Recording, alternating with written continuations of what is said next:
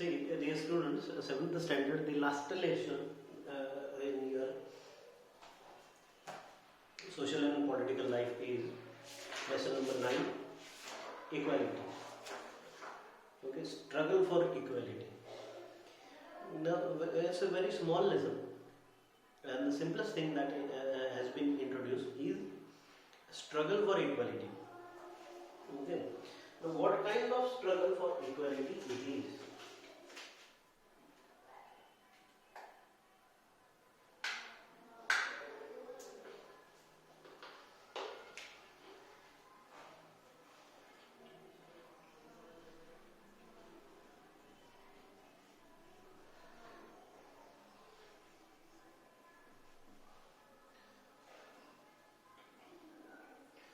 Struggles for equality.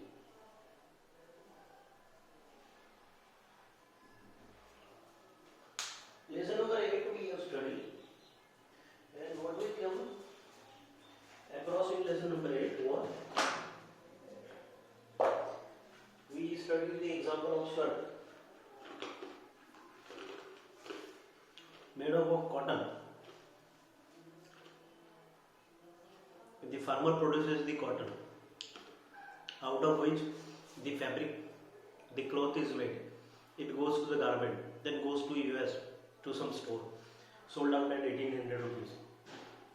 The actual cost of fully made shirt like this was 300 rupees and sold at 1800 rupees.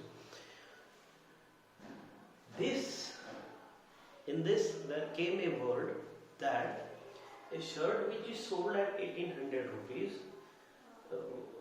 has been the work of so many people: farmer, weaver, trader, merchant, garments, retailer, storekeeper. Have they earned equally? No. The lowest were the farmer and the laborers. Farmer and the labor and the weaver. Without these three people, there could not be possible a shirt. No possible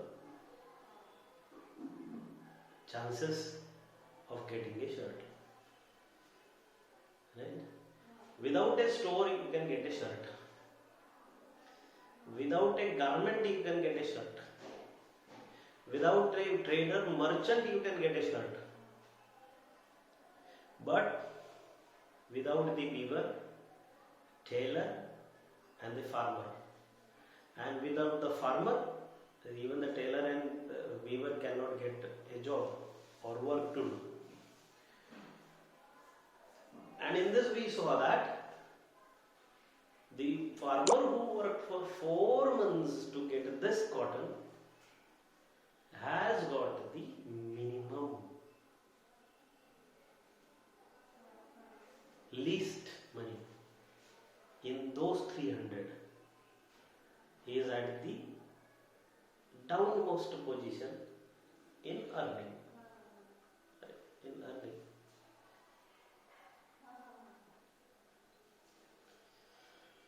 Means at least a labor is getting 3000 rupees per month.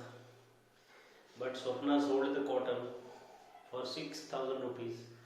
3000 rupees was her debt for producing the cotton. She earned 3000 rupees. That means per month she earned less than 800 rupees. After doing labor of 4 months. That means she is not even getting her labor charges. Instead of farming, if she goes for tailoring, she will earn 3000 rupees. That is why people don't want to go to farms. How this inequality came? The reasons are us, nobody else. We are humans, problems are humans and created by humans. Right? These human problems are created only by humans. It's not like that some God came and he created the problem. Only the humans. The humans they do. Now here in equality, there are some 2-3 strengths in this lesson. We are going to learn about the economical inequality from the traditions also. We are going to learn the human equality from the systems also.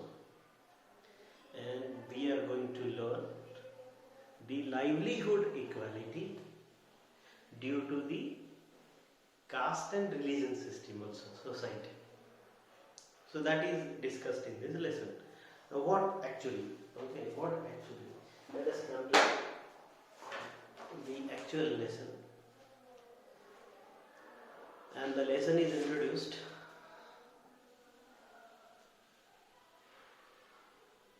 by saying that poverty and the lack of resources continue to be a key reason why so many people's lives in India are highly unequal.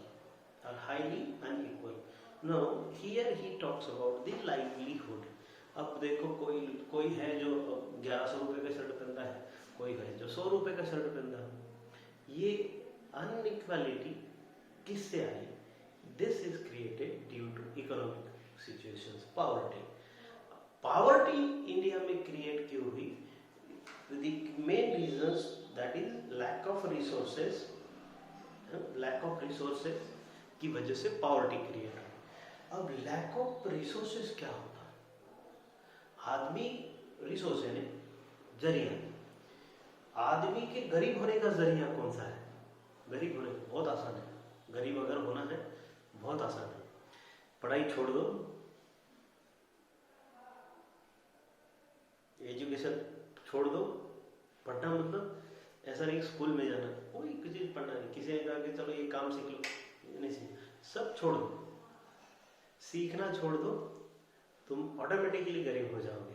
किसी को बताने की जरूरत नहीं, किसी को कुछ करने की जरूरत नहीं, आदमी ऑटोमेटिकली गरीब हो जाएगा, है ना.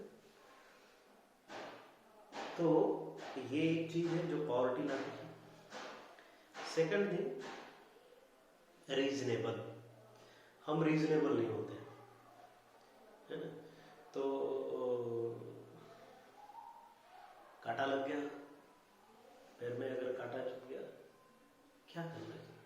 हॉस्पिटल जाना चाहिए, मेडिकल जाना चाहिए, दवा लेनी चाहिए, उसको ठीक करना चाहिए. कुछ नहीं है, ये ऐसा ही है, कोई होता नहीं. कांटा लगने से क्या होता है, थोड़े दिनों बाद वो इन्फेक्शन इतना बढ़ जाता है कि पैर काटना पड़ता है. क्यों? टाइम पे आप गए क्यों नहीं हॉस्पिटल? फ्री हॉस्पिटल्स भी है, गवर्नमेंट हॉस्पिटल्स भी है, तो हम उनका यूज नहीं करते हैं. कुछ जो लोग हैं इसका यूज नहीं करते, इसके लिए भी गरीब है. मतलब कोई चीज है जैसे कि प्रेगनेंसी वगैरह, ये सारी चीजें जो है गवर्नमेंट हॉस्पिटल्स में फ्री में है, पर लोग जाते हैं प्राइवेट हॉस्पिटल्स में. तो जो काम गवर्नमेंट हॉस्पिटल में फ्री में होता है, उसी काम के लिए बाहर 30 से 40 हजार रुपया लग जाता है. तो आपने अर्न किया हुआ महीने, 2 महीने, 4 महीने, 6 महीने का पैसा वन टाइम हॉस्पिटल में जाने से खर्चा होता है, राइट. तो ये क्या होगा, रिसोर्सेस का यूज नहीं किया. रिसोर्सेस का यूज नहीं किया तो पॉवर्टी है.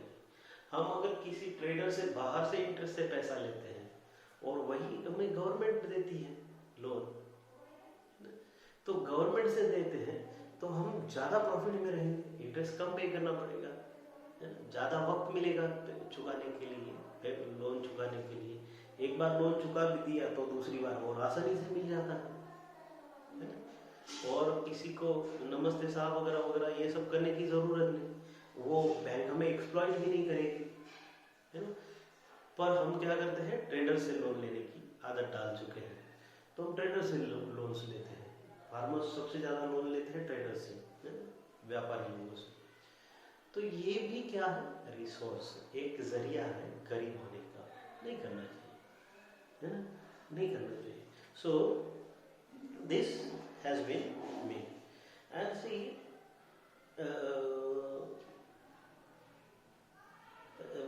a person who sells juice, a person who is doing some labor work, है ना, तो उसका काम अलग अलग है, तो उसके काम के हिसाब से वो पैसा कमा रहा है, उसका काम अलग है.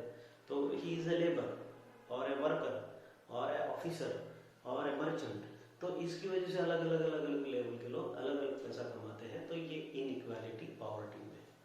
इनइक्वालिटी कास्ट में भी, यहाँ पे एक एग्जांपल दिया है, अंसारी पीपल, ओम प्रकाश वाल्मीकि, है ना, दलित। तो ट्रेडिशंस में हमारे क्या रहा इन दिस कंट्री इंडिया में कि ट्रेडिशंस रही हिंदू मुस्लिम, है ना, कास्ट सिस्टम रही, right, SC ST OBC, open category, higher categories. So ये कास्ट सिस्टम से भी हम लोग चले तो उनकी वो भी इनइक्वालिटी क्रिएट करती है, वो भी क्या करती है, इनइक्वालिटी क्रिएट करती है। तो ये भी जरिए रहे इनइक्वालिटी क्रिएट होने के। Inequality was also seen in the form of caste traditions. So discrimination on the basis of the person's religion, caste and sex is another significant factor for why people are treated unequally in India, है ना। अब gender भी matter करता है, cast and sex दोनों matter करते हैं। अब कोई फीमेल सेक्स का है, कोई मेल सेक्स का है ना, मतलब दो मेल फीमेल सेक्स। अब जेंडर जो है मेल फीमेल, अब देखो खेतों में जाता है, एक आदमी जाता है एक औरत जाती है, तो आदमी को मिलता है 100 रुपीज पर डे और औरत को मिलता है 75 rupees per day labour charge, जबकि दोनों सुबह 7 बजे से लेकर 4 बजे तक काम करने वाले। तो ये लेबर चार्ज क्यों डिफरेंट हो गया? उनके सेक्स की वजह से, मेल फीमेल की वजह से, कि मेल ज्यादा काम करते हैं फीमेल कम काम करती है। ये ट्रेडिशन होने की वजह से, ये सच्चाई है ऐसा नहीं है, but this is a belief, ये सोच है। तो उसकी वजह से क्या हुआ, ये ट्रेडिशन बन गया, है ना। अब ये ट्रेडिशन हर इसमें नहीं है, हर इसमें नहीं है, ठीक है। वो कुछ कुछ केस में तो है कि जेंट्स को कम पैसा मिलता है, लेडीज को ज्यादा मिलता है ना। टेलरिंग वर्क में मोस्टली ये देखा गया है, लेडीज टेलर जो होते हैं, है ना, जो लेडीज वो ज्यादा पैसा कमाते हैं, जेंट्स टेलर कम कमाते हैं, है ना। फॉर एग्जाम्पल दूसरा और ले लो, ब्यूटी पार्लर और हेयर सलून। तो हेयर सलून में आप अगर जाओ, वहाँ पे कटिंग कराओ तो 50 रुपए कुछ लगते हैं।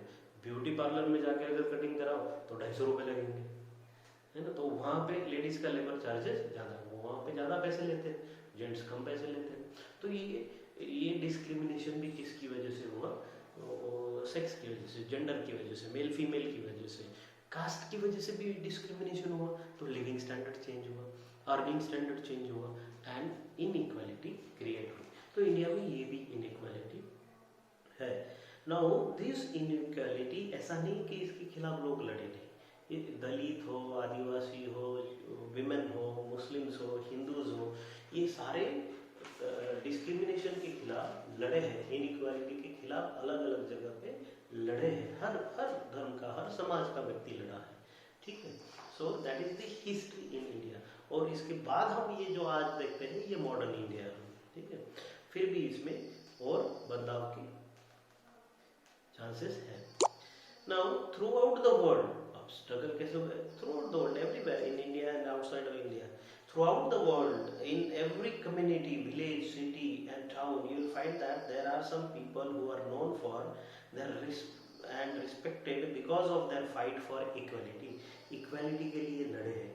These people may have stood up against an act of discrimination and that they faced or which they witnessed, or that may be well respected because they treat all persons with dignity and are therefore trusted and called upon to resolve issues in the community. So ऐसे लोग equality के लिए लड़े, equality के लिए लड़े। तो इस तरह से एवरीवेयर देयर आर स्ट्रगल, है ना। जैसे कि इंडिया में देख लो, एजुकेशन के लिए कौन लड़ा? महात्मा फुले। विमेंस एजुकेशन के लिए कौन लड़ा? सावित्रीबाई फुले। दलितों के लिए कौन लड़ा? Mahatma Gandhi, doctor Ambedkar, many people. So अलग अलग चीजों के लिए, डिस्क्रिमिनेशन खत्म करने के लिए लोग लड़े, है ना। राजा राम मोहन राय विधवाओं के लिए लड़े, है ना। महर्षि कर्वे गर्ल्स के एजुकेशन के लिए, हायर एजुकेशन के लिए लड़े। सो इस तरह से अलग अलग इसमें कम्युनिटी मानी इक्वलिटी के लिए लोगों ने स्ट्रगल किया है, and they are remembered for their struggle, और इसलिए उनका रिस्पेक्ट भी होता है और उनको याद भी किया जाता है उनकी स्ट्रगल की वजह से. सो सी देयर इज तावा मत्स्य संघ. ओके, अब एक स्ट्रगल यहाँ पे दिया है, तावा मत्स्य संघ. मत्स्य संघ यानी मछली पकड़ने वाले, fishing community. Okay, so where dams are build for और forest are declared sanctuaries for animal, thousands of people displaced. अब ये भी मॉडर्निज्म भी क्या होता है, कभी कभी इनइक्वालिटी क्रिएट कर देता है. अब देखो फॉरेस्ट में अगर कोई बड़ा प्लांट लगना है तो वहाँ के आदिवासी इसको निकाल दिया जाता है, चलो यहाँ देख लो, है. फिर वो अपनी जगह से निकलने की वजह से क्या हो जाते हैं, डिप्राइव्ड ऑफ द फैसिलिटीज. फिर उनको कहीं पे दूसरी जगह जाके फिर से नया घर बनाओ, फिर से नया एजुकेशन, ये सारी चीज़ें होती है.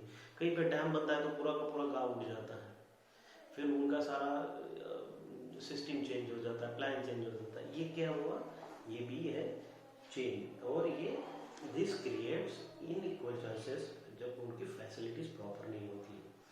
And most of this people are poor. गरीब होते हैं, गरीब झोपड़े होते हैं, वो भी उठा दिए जाते हैं, उनको घर गांव के बाहर दूसरे घर दे देते हैं, या फिर गांव से दूर जहाँ पे जगह मिलती है गवर्नमेंट को वहाँ पे घर बनाने को जगह दे देते हैं. फिर वहाँ से उनके बच्चों का education, everything they face the problem. These displacement of the people and communities is a problem that comes quite widespread in our country. और ये हमारी कंट्री में बहुत बार आया हुआ प्रॉब्लम है और बहुत बार आता भी है, और इसके खिलाफ लोग लड़ते भी हैं.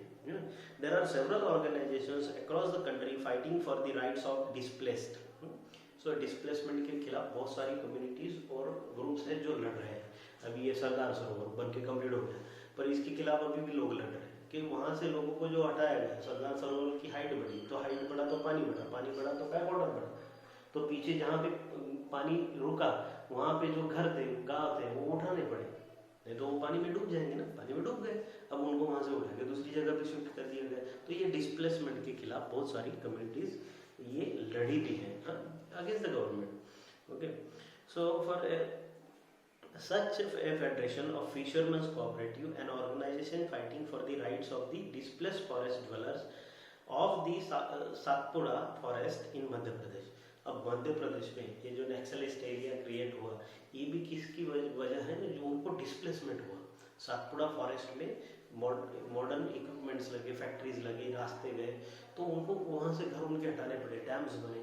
तो ये डिस्प्लेसमेंट के खिलाफ भी वहाँ के जो मच्छी पालन करने वाले जो लोग थे उनको वहाँ से हटना पड़ा, है ना. Originating in Mahadev Hills in Chindwara district, the Tawa flows through the Betul before joining the Narmada and Hoshangabad. अब ये तवा जो है, ये जो रिवर है, ये आती है नर्मदा रिवर को मिलती है ना. और कहाँ पे, ये सरदार सरोवर से पहले, मध्य प्रदेश में सरदार सरोवर से पहले ये तवा रिवर आती है मध्य प्रदेश में.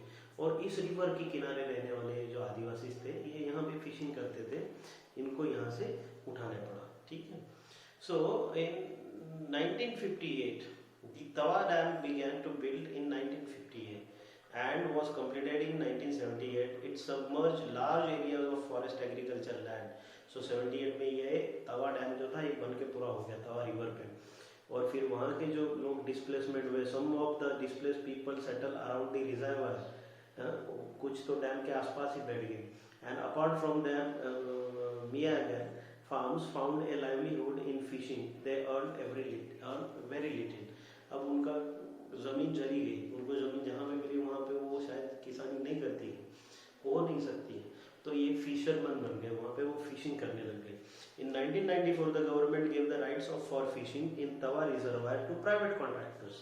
अब 1994 में तवा रिजर्वायर में, उस डैम में फिशिंग का कॉन्ट्रैक्ट दे दिया प्राइवेट लोगों को, जबकि ये आदिवासी करते थे. These contractors drove the local people away and got cheap laborers from outside. अब इन कॉन्ट्रैक्टर ने क्या किया, वहाँ पे फिशिंग स्टार्ट किया, और ये जो आदिवासी थे इनको लेबर करके भी नहीं लिया, उनको लेबर चार्जेस भी नहीं दिए. The contractors began to threaten the villagers who did not want to leave by bringing in hoodlums. The villagers stood united and decided that it was time to set up an organization, do something to protect their rights. The newly formed Tawa Matsya Sangha (TMS) organized rallies and chakka jam roadblocks demanding their rights to continue fishing for their reserve है livelihood है ना। तो ये आदिवासियों ने ये आंदोलन किया था और उन्होंने क्या किया था वहाँ पे फिशिंग के लिए कि ये हमारा राइट है और प्राइवेट कॉन्ट्रैक्टर को ना दिया जाए। The government created a committee to assess the issue and the committee recommended that fishing rights be granted to the villagers for their livelihood. And in 1996 Madhya Pradesh government ने क्या किया decide that people displaced by Tawa Dam fishing rights for the reservoir. A 5 years lease agreement was signed 2 months later on January 2, 1997. People from 33 villages of Tawa started the new year with the first catch. है ना। तो 1997 में मध्य प्रदेश की government ने ये सारे right फिर उन आदिवासियों को दे दिए कि नहीं यहाँ कोई प्राइवेट कॉन्ट्रैक्टर नहीं आएगा because it is their livelihood, है ना। सो इस तरह से उन्होंने ये संग्राम जीता और इक्वालिटी उनका राइट उन्होंने हासिल किया, है ना। सो this was because they set up cooperative which would buy and cash from them at a fair price, and the cooperative would begin then arrange to transport sell this in the market and would get good price. और फिर उन्होंने ये जो TMS थे आदिवासी ये एक हो गए, एक कोऑपरेटिव सोसाइटी बनाई ताकि ज़्यादा पैमाने पर मछली पकड़ी जाए, अच्छी प्राइस में बिके और उनकी तरक्की हो, उन्नति हो। तो इस तरह से ये तवा राइट्स जो था यहाँ के जो आदिवासी थे इन्होंने जीत हासिल की। The Indian constitution as a living document. Indian constitution क्या है? लिविंग डॉक्यूमेंट, कभी न मरने वाली किताब है ना। The foundation of all movements for justice and the inspiration for all the poetry and songs on equality is the recognition that the people are equal. ये हमारे जीवन की कविता है। कॉन्स्टिट्यूशन जो है ये हमें जीना सिखाती है। इसमें हमारी जिंदगी, हमारे राइट है, इक्वालिटी है, अधिकार है ना। So movements and struggles for equality in India continuously refers to the Indian Constitution to make their point about equality and justice for all, क्योंकि कॉन्स्टिट्यूशन ने ही हमें इक्वालिटी और जस्टिस दिया हुआ है। तो इसलिए ये बहुत बड़ी किताब है और हमारी जिंदगी की कविता है ना। So that is why it is called as living document, ठीक है। इसलिए उसको in a democracy there are always communities and individuals trying to expand the idea of democracy and push for a greater recognition for equality on existing as well as new issues. तो पुराने नए सारे issues पे काम करती है constitution, और constitution के हिसाब से ही सारी चीजें चेंज होती है। Issues of equality are central to the democracy. In this book, we have tried to highlight issues that pose a challenge to this idea of equality in a democracy. अब इसमें क्या है, इंस्टीट्यूशन में हमने equality कैसे रखी जाए ये पहले से लिख के रखा है, ठीक है। डेमोक्रेसी कैसी होगी हिंदुस्तान की ये पहले से लिखे रखा है। These, as you read, include the privatization of health services in the country, the increasing control that business houses exert on the media, the low value given to the women and their work, low earnings made by small farmers who grow cotton. These issues are substantially affect poor and marginalized communities and therefore concern economic and social equality in the country. और economic और social equality के लिए क्या ज़रूरी है? Indian constitution. So Indian constitution rules बताती है, सिखाती है क्या कितना होना चाहिए। This is the core of the struggle for equality in a democracy and the dignity and self respect of each person and their community can only be realised if they are adequate resources to support and nurture their families and if they are not discriminated against. So इस तरह से ये जो है हमारी living poetry है, constitution living book है और ये हमें इक्वालिटी देती है, इक्वल होने का, जस्टिस मिलने का हमें चांस देती है, ठीक है। So this is how the equality is very concentrated, very very in demand and noticed by people. कहीं पे डिस्क्रिमिनेशन होता है तो लोग एक होते हैं और इक्वालिटी के लिए लड़ते हैं, राइट? तो ये चीज़ें होती रहती है, and this is called the struggle of equality in India, right? Okay, dear students, so this social and political life last lesson that we have completed, read it, try to understand it. Needs any help, if you face problem, come and contact me. Okay, so the syllabus of this subject is finished. Go for the exercise and send it to me. Good day.